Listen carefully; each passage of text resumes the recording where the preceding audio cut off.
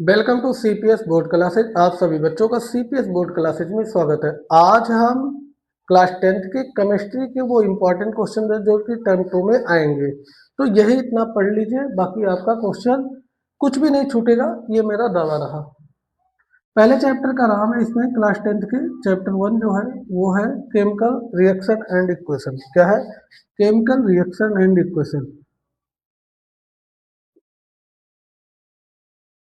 Chemical reaction and equation.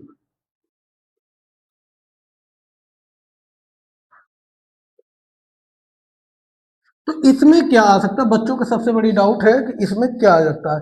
पहले तो आप पढ़ लीजिए टाइप्स ऑफ रिएक्शन। पहले तो आप पढ़ के जाइएगा types of reaction. Types of reaction आप कंफर्म करके जाइए, कंफर्म पढ़ लेंगे तो आप। और दूसरा आपको आपको क्या करके जाना है, जो कि 3 से 4 नंबर देगा, बैलेंस्ड इक्वेशन। बैलेंस्ड इक्वेशन करना आपको आना चाहिए, ये भी याद रखना है, नहीं तो आपका क्वेश्चन छूट जाएगा। ये 4 नंबर का 3 से 4 नंबर ये देके जाता है। ठीक है। चौथा जो तीसरा जो मेन इसमें टॉपिक है वो है ऑक्सीडेशन एंड रिडक्शन से पूछ लेता है। ऑक्सीडेशन एंड रिडक्शन से, एंड रिडक्शन से। ठीक है। चौथा जो है वो क्वेश्चन पूछता है एंडोथर्मिक, एंडोथर्मिक और एक्सोथर्मिक। एक्सोथर्मिक आपको पढ़ के जाए, इतना ही पढ़। और एनसीडीटी और कोरिलेशन आप पढ़ लेना, इसमें कोई डाउट नहीं होना चाहिए, इससे ज़्यादा कुछ भी क्वेश्चन नहीं आएगा। ठीक है। इतना अगर आपका क्लियर है तो आपको आ जाएगा। ठीक है जी। अब दूसरा जो टॉपिक आता है एसिड बेस एंड सॉल्ट। क्या है?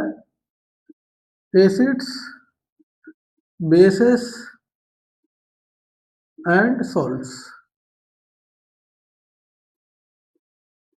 तो ये क्या आएगा इसमें?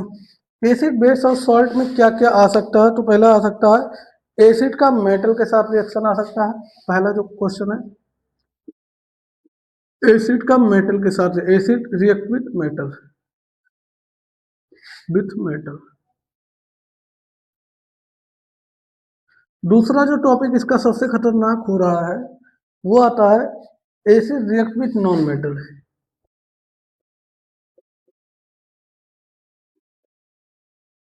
With non metal, non metal आप पढ़ के जाइएगा। और क्या आता है? तीसरा जो आता है पीएच स्केल आता है। क्या आता है? पीएच स्केल के अकॉर्डिंग आपको पूछता है। इसमें एक चार्ट दिया है जो आपको बताएगा एसिटिक एसिड, इसमें कौन सी एसिड पाई जाती है, वो आप पढ़ के 2 नंबर आपका फिक्स रहेगा, जो कि आपको क्लियर होना चाहिए। ठीक है बेटा।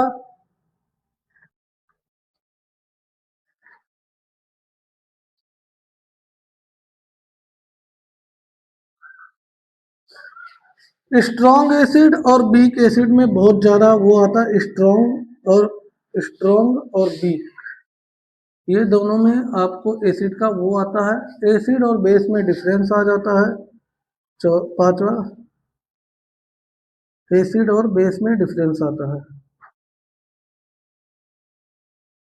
इतना आप क्लियर कर लो, आपका लगभग लगभग पेपर क्लियर ही हो जाएगा। 25 नंबर का है तो उसमें से कम आपको।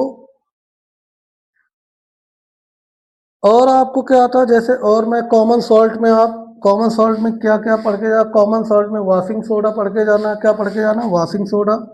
कॉमन सॉल्ट वाला पूरा टॉपिक पढ़ के जाना। कॉमन सॉल्ट्स के पूरे टॉपिक पढ़ के जाना। और उसके बाद उसमें आपको क्या पढ़ना? ब्लीचिंग पाउडर, यूजेज और फॉर्मूला वॉशिंग सोडा का। और क्या पढ़ना है? वॉशिंग सोडा हो गया, और बेकिंग सोडा, बेकिंग सोडा, और पीओपी, और जिप्सम। पीओपी से जिप्सम कैसे बनाया, जिप्सम से पीओपी कैसे कन्वर्ट किया जाता है, ये सब चीजें आप पढ़ के जाइएगा। इतना कंफर्म है, जो आएगा ही आएगा, उसमें कोई डाउट नहीं होना चाहिए। इसी टॉपिक को पढ़ के चले जाइए, आपका पूरा का पूरा इस चैप्टर से कुछ भी बचेगा नहीं, इस बात का मेरा दावा रहा। अगर हम आगे बात करते हैं, नाम बहुत ज़्यादा पूछता है। अगला हम मेटल और नॉन मेटल में बात करते हैं। क्या बात करते हैं बेटा? मेटल और नॉन मेटल की। तो मेटल और नॉन मेटल आपको पता ही है क्या होता है। बताओ बेटा, मेटल और नॉन मेटल क्या होता है? चलो हम इसे मिटा देते हैं।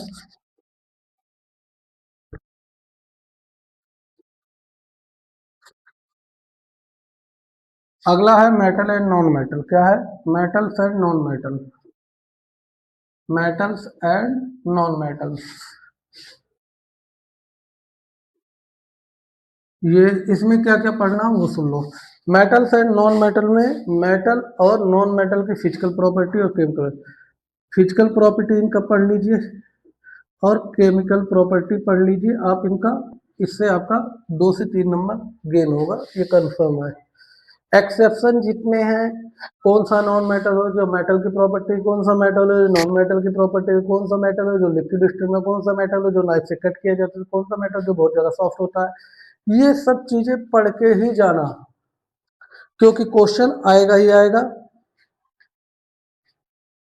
तो इसमें आपको कुछ नहीं होना चाहिए। और अगर क्या आ सकता है, हाँ, electron dot structure, non metal electron वाले आयन, आयनिक बॉन्ड, आयंस के इलेक्ट्रॉन में क्वेश्चन आते हैं जो आयनिक कंपाउंड बनाते हैं, वो आप पढ़ के जाना बेटा। मेटल को कैसे प्यूरिफाई किया जाता और ये सब आप चीज़ें पढ़ के जाइएगा। एक्सक्रेटिंग ऑफ मेटल, एक्सक्रेटिंग ऑफ मेटल ये जरूर पढ़ के जाना। सीरीज वाइज जो है वो पढ़ के जा, आपके एनसीईआरटी बुक में दिया हुआ है, अच्छे से पढ़ लेना जिससे कि आपका कोई डाउट ना रह जाए। कोरिएशन आपको पढ़ना ही है, इसमें कोई नहीं है। और कोरिएशन से कैसे हम छुटकारा पाए, मतलब कैसे हम फ्री हो जाए, तो वो भी आप पढ़ के जाइएगा।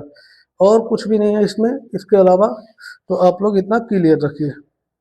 लास्ट जो टॉपिक है वो सबसे important, carbon and its compound. ये ध्यान लो क्या है, carbon and its compound.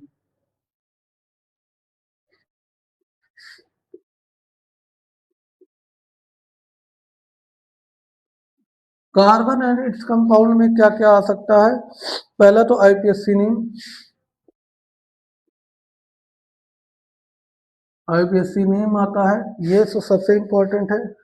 Covalent bond और वैलेंट, कोवैलेंट बॉन्ड आता है, कोवैलेंट बॉन्ड आप पढ़ के जाइएगा, कोवैलेंट बॉन्ड। ठीक है।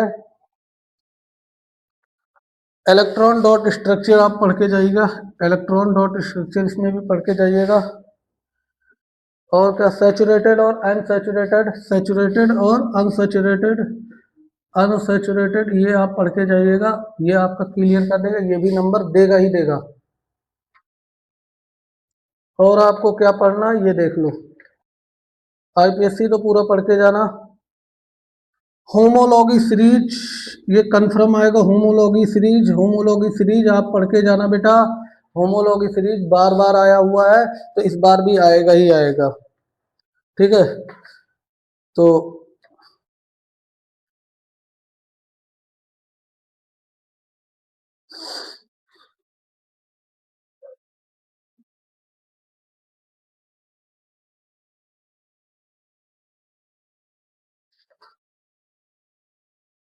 एथेनॉल की प्रॉपर्टी पढ़ के जाना, एथेनॉल की, एथेनॉल की प्रॉपर्टी आप पढ़ लेना। और एथेनोइक एसिड की प्रॉपर्टी पढ़ लेना, एथेनोइक एसिड की प्रॉपर्टी आप पढ़ लेना, इन दोनों की प्रॉपर्टी पढ़ लेना, ये कंफर्म आएगा। इससे ज़्यादा जितना मैंने बताया, इससे ज़्यादा केमिस्ट्री में कुछ आने वाला बिल्कुल नहीं है। ठीक है बच्चों, तो इतना आप लोगों का क्लियर होना चाहिए, कोई डाउट नहीं होना चाहिए। Thank you.